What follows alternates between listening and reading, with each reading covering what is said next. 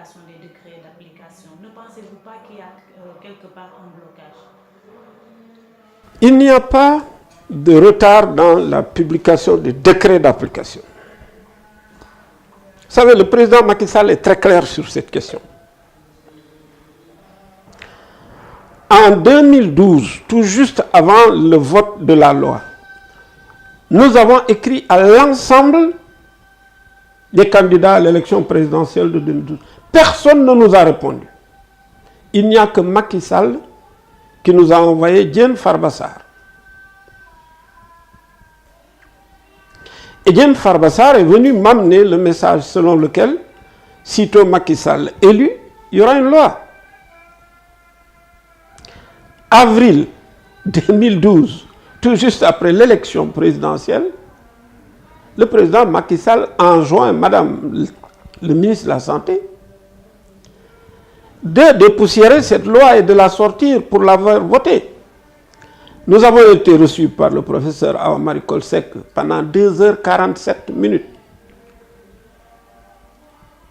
Cela a abouti au dépoussiérage de la loi et la LISTAB a sorti les 5 amendements que vous connaissez tous, sur lesquels vous avez travaillé avec nous pendant tout ce temps. 5 amendements. Et je passais toujours mon temps à communiquer sur 5 amendements, 5 amendements. Et c'est là. On a compris que ce n'était pas un gouvernement qu'il votait. On a été voir le Parlement. Moustapha Diakhaté, porte-parole de la... Enfin, président du groupe parlementaire APR.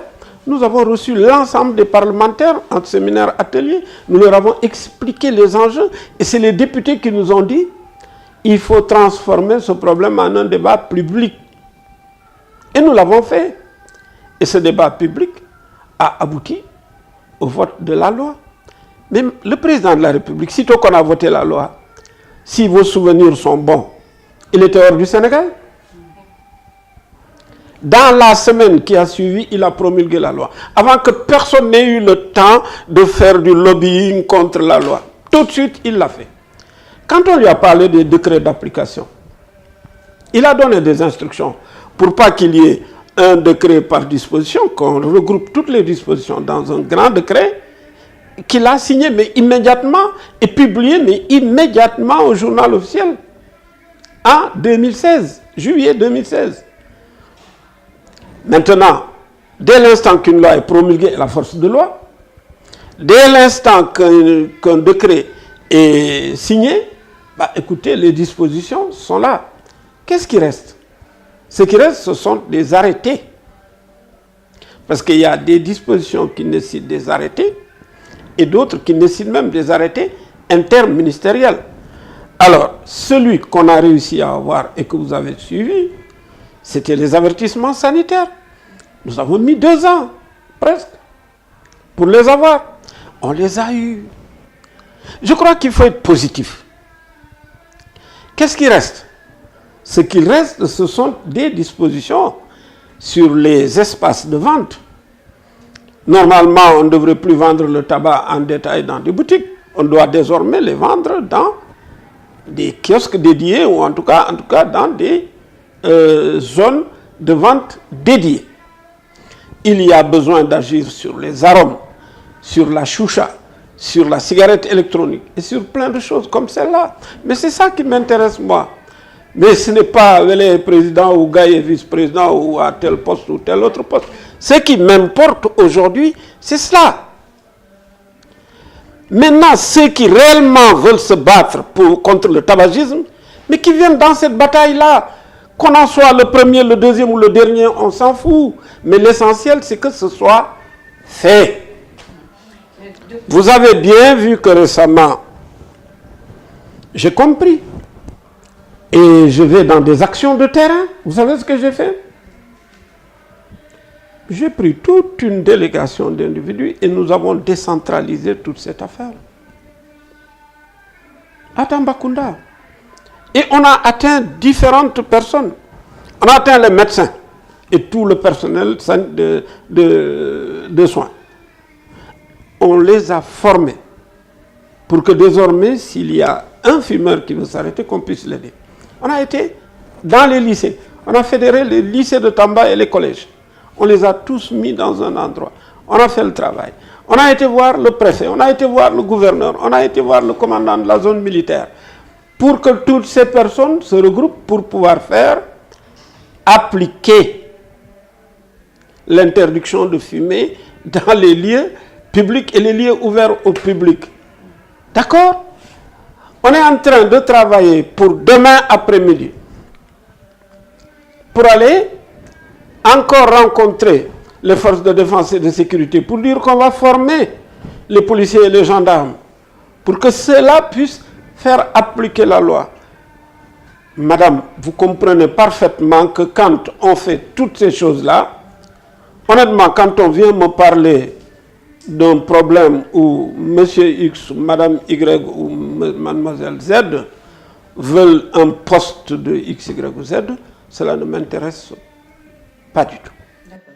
Mais docteur, en vous entendant parler, on sent que le taux qui est corsé autour des hôteliers est en train de desserrer quelque part par des gens qui les ont reçus.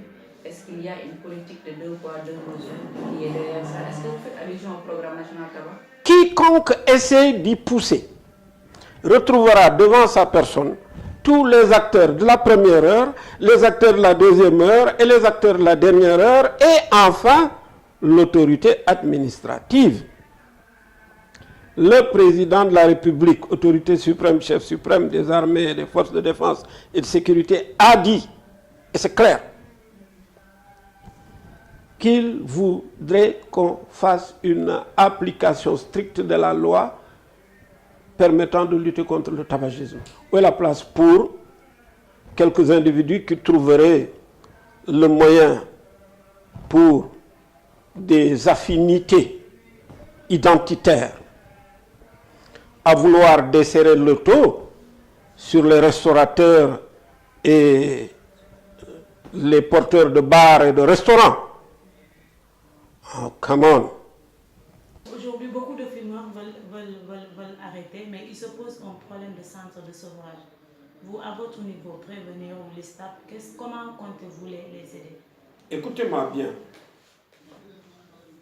Aucune association ne peut régler le problème à elle toute seule. C'est pas vrai.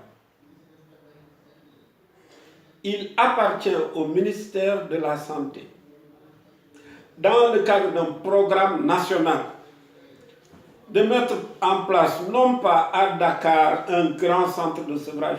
Ça ne me paraît pas la meilleure solution. C'est de former tous les acteurs de la santé à l'aide à l'arrêt du tabagisme, de sorte que chaque patient pourra accéder à un acteur.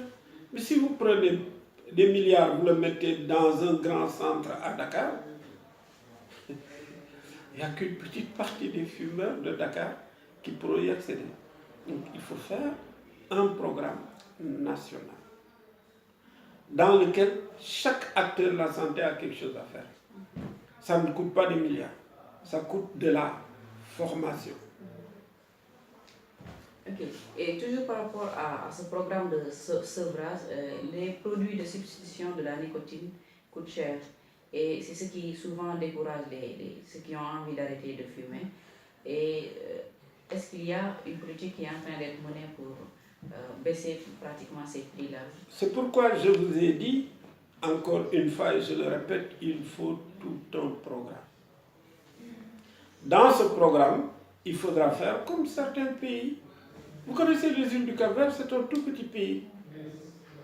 Ils ont génériqué certains de ces médicaments, ils les produisent sur place et ils les vendent à des prix accessibles à tout le monde.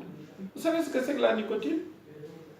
On extrait de la nicotine de toutes les formes de fumigation. Vous prenez du tabac, vous le faites fumer sur un filtre Cambridge, vous sortez de la nicotine, vous le diluez en des petites quantités que vous mettez sur des patchs qu'on colle sur la peau.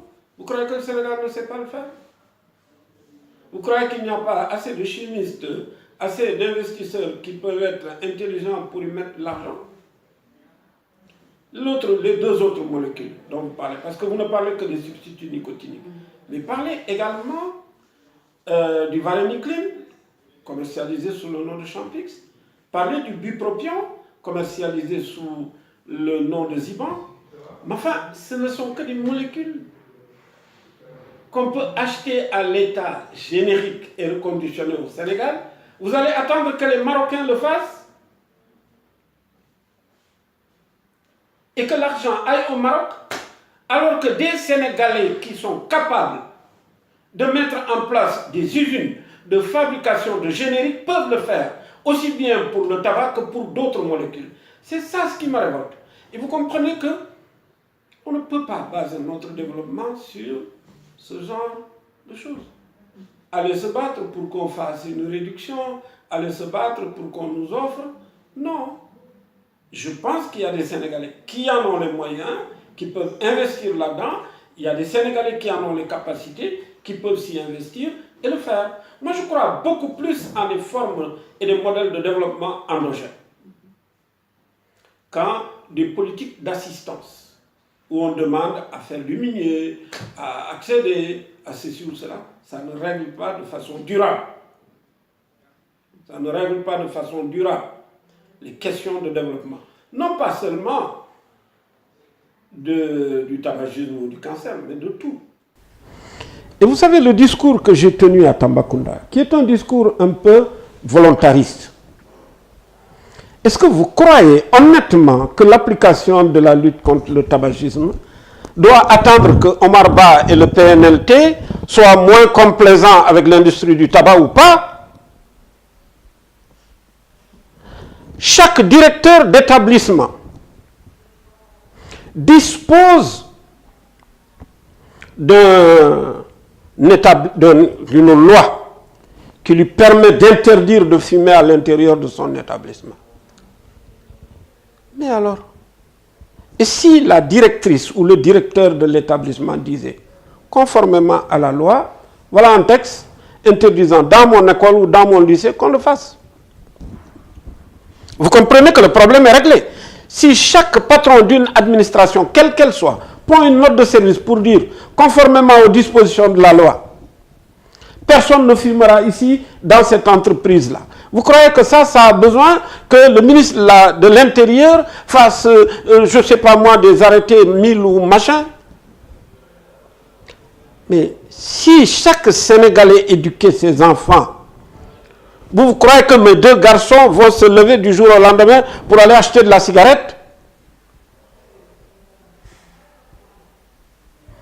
Mais commençons d'abord par nous-mêmes. Et c'est là le problème du Sénégal et des Sénégalais. On attend toujours tout des autres. Commençons par nous. Chez moi, personne n'entre avec du tabagisme. Ici, vous ne verrez personne fumer dans cet endroit. Vous ne verrez personne fumer dans la clinique où j'exerce. Dans les lieux où moi je travaille. Vous ne verrez personne fumer dans un amphithéâtre dans lequel je donne un cours.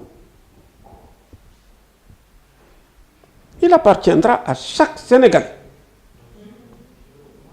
de prendre ses responsabilités. Et ce jour-là, seulement, ce jour-là, on réglera tous les problèmes dans la lutte contre le tabac et dans la lutte contre le cancer.